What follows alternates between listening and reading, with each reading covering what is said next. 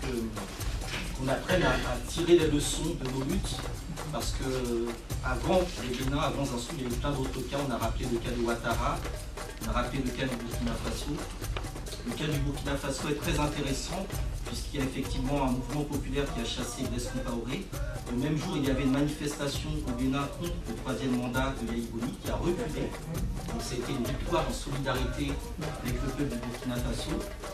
La France est très forte, elle a toujours des solutions de rechange, elle a exfiltré Blaise Compaoré, elle a appelé Yahya Boni à Paris, et c'est à partir de là que les choses ont commencé à se mettre en place. Le résultat était donc l'intronisation, donc le parachutage, il faut le dire, le parachutage de Lionel Zinsou au poste de Premier ministre. Et la suite, on la connaît et on est actuellement dans cette situation. Je crois qu'il est très important de bien voir la situation géopolitique et géostratégique du Bénin dans cet ensemble. Le Bénin, c'est vraiment un pays très important par rapport bien évidemment au Nigeria. On a parlé de guerre civile. N'oublions pas que le Bénin est le pays qui est toujours avec ceux du bassin du lac Tchad concernant Boko Haram. Donc ça peut être une carte qui peut être ressortie à n'importe quel moment. Donc avoir de la vigilance, puisque lorsque j'étais à Cotonou l'été dernier, on me faisait signaler qu'il y avait beaucoup de personnes habillées de manière surprenante dans les rues de Cotonou, des jeunes enfants, des jeunes filles voilées, tout de noir vêtues, etc. Donc il y a aussi ces changements sociologiques qui sont réels et sur lesquels il faut être prudent et vigilant. La constitution de milice, on a le cas de la Côte d'Ivoire, on sait comment ça s'est passé en Côte d'Ivoire, les circulations d'armes, on sait comment ça se passe. Donc ça aussi, je pense qu'il faut être extrêmement vigilant. Il faut être également, il faut rester en solidarité également avec le peuple du Burkina Faso par rapport à la question de Blaise Compaoré. Parce que s'il doit y avoir une cour pénale panafricaine, c'est Blaise Compaoré qui doit être le premier jugé, et ensuite d'autres dirigeants africains qui vont enlever du coup. Donc ça aussi, c'est très important de garder cette chose à l'esprit. La question de l'impunité, elle ne concerne pas que le régime de Yahya Boni qui est coupable de crimes économiques, mais il y a beaucoup d'autres dirigeants sur le continent, dont certains ont déjà été enlevés, mais qui continuent à se balader tranquillement à l'intérieur du continent africain, avec des complicités, notamment ivoiriennes et marocaines. Ça aussi, c'est très important. Je crois également que par rapport à ce qui est en train de se passer, il est très important de comprendre que nous sommes en train de vivre une période où les régimes politiques en tant que tels sont en train de se renouveler. On sait déjà que le successeur d'Alassane Ouattara sera probablement Tidjane Thiam dans 5 ans, celui qui a prédit je ne sais quoi. Donc ceux qui sont en face de nous sont en train de se préparer depuis très longtemps. Ils ont des stratégies qui sont affinées, ils ont des solutions de rechange. On a voulu présenter Lionel Zinsou comme le candidat de la diaspora. Et il est très important que la diaspora, justement, se mobilise et fasse bien entendre qu'il n'est pas du tout adoubé par la diaspora.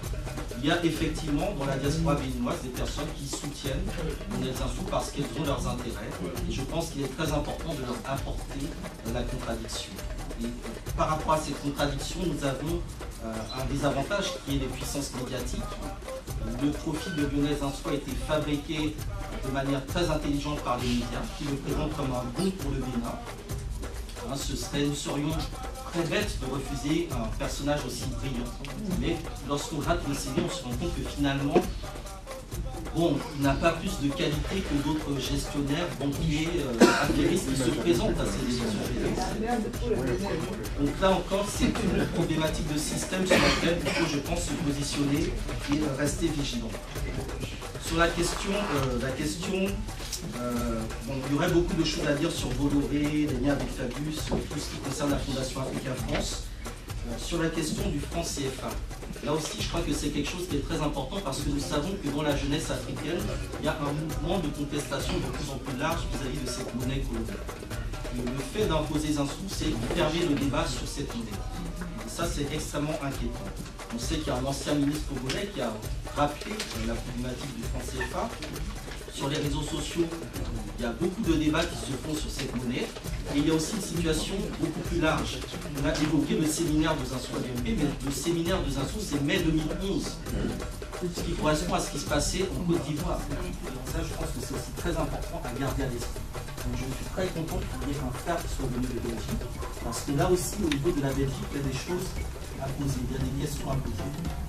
Sur la question donc, des scandales financiers, du poids de l'argent, je rejoins tout ce qui a été dit. Je n'ai pas d'éléments à rajouter. Sur la question des enjeux politiques, je crois qu'il y a aussi une question de sociologie à mettre en place qui renvoie à la nécessité de relancer effectivement les dynamiques de solidarité au niveau de la diaspora, au niveau des partis, et de faire en sorte que l'on soit en mesure d'apporter une véritable éducation politique à nos concitoyens, à nos peuples et surtout à la jeunesse. Ça, c'est un élément qui me semble réellement important parce que le problème qui est posé non pas par Lionel Zinsou mais par ce système, c'est celui de la démocratie libérale. Une démocratie qui fonctionne principalement à l'argent, qui se nourrit de l'argent, qui ne produit que de l'argent. Ce qui fait que nous avons des élections qui sont de débat d'idées et qui font que chacun s'aligne derrière celui qui aligne l'argent. Donc ça aussi, c'est un défi qui est, je pense, très important, qui renvoie finalement à cette situation où le peuple est castré politiquement par une oligarchie qui capture le temps et la parole en situation électorale. Donc, l'une des nécessités, l'une des choses les plus importantes, c'est de constituer nos propres médias de diffusion de notre information. Parce qu'on ne s'en sortira pas. Lionel Zinsou et le système avec une propagande extrêmement puissante. Tout est déjà préparé pour qu'il gagne. Moi, je me prépare à ce qu'il gagne. S'il ne gagne pas, ce serait une très bonne chose, mais je pense qu'il faut se préparer à sa victoire pour ne pas être surpris et savoir comment contre-attaquer de manière intelligente. Il est tout à fait possible qu'après les élections, il arrive au Bénin ce qui s'est passé au Burkina. C'est-à-dire que la jeunesse sorte, qu'il y ait un rejet massif des résultats. Et donc là, je pense que c'est vraiment dans ce cadre-là qu'il faudra que l'on soit très vigilant et très organisé. Parce que ceux qui sont en face ont déjà toutes les solutions de rechange. Voilà à peu près ce que je voulais rappeler avant de laisser le panel.